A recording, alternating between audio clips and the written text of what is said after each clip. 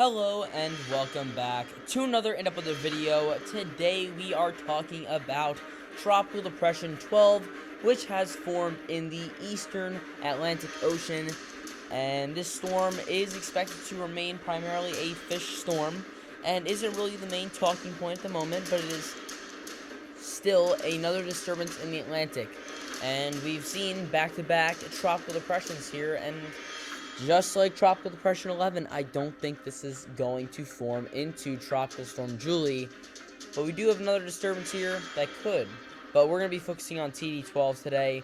TD12 has maximum sustained winds of 35 miles an hour, minimum central pressure of 1,007 millibars, and is moving north-northwest at 9 miles per hour. Let's take a look at some of the details here, starting off with our warnings and cone.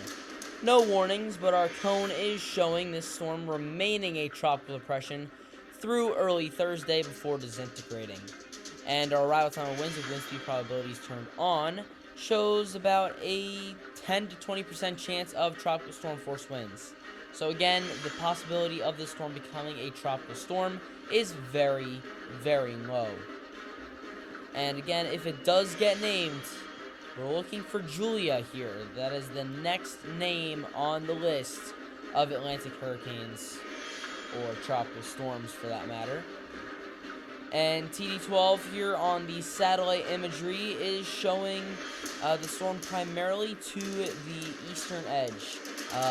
Most of that development of those thunderstorms, the convection, is to the east of the center of rotation, which is right in here. So we're definitely looking at a more one-sided storm, and it is going to dissipate because of that wind shear that you can see in action here. The western side of the storm is very clear, but the eastern side of the storm has a lot of different scuff and different cloud types here because the wind is tearing this storm apart from west to east. Those easterly winds tearing the storm apart in the upper levels.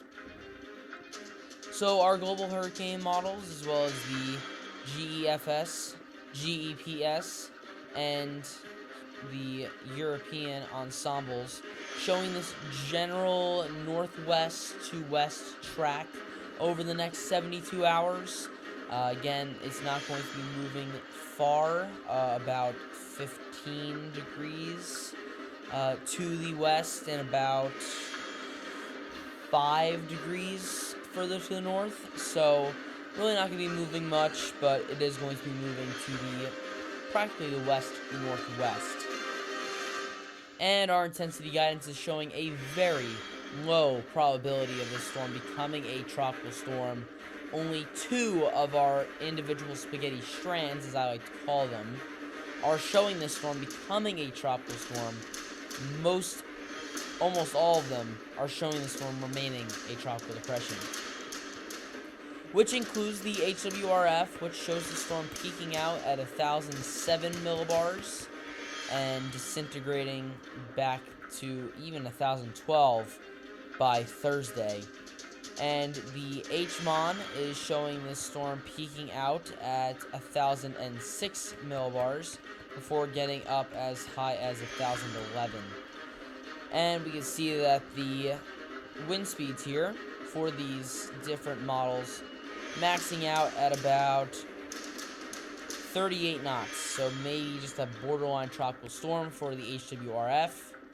And the HMON here is showing max of 37 knots, so maybe some tropical storm force winds on the very outer edges here. I think that's the common consensus, is that if there is tropical storm force winds, it's going to be very far away from the center of the storm, which I do not believe will classify it as a tropical storm, since at that point, let's actually look here. Yeah, it's definitely going to be broken apart by that point, so definitely not a tropical storm. If anything, we could see this maybe change to a potential tropical cyclone 12, but I doubt that too. Overall, just another disturbance in the eastern Atlantic. Really not going to do much. Really not going to have any impacts on land masses, the coasts of the Cape Verde Islands. but even those are going to be kind of out of the range of the core of the system. Maybe some outer bands hitting the Cape Verde Islands. But that's about it. The focus now shifts to Invest 91L, which has an 80% chance of cyclone formation within the next 5 days. And that storm could have impacts on the Central American countries as well as parts of the Caribbean. So, for updates on that storm, when that storm does eventually get named a tropical depression, stay tuned here by subscribing and hitting the bell. But that's all the information that I have for Tropical Depression 12. So, thank you guys so much for watching, and I will see you guys next time.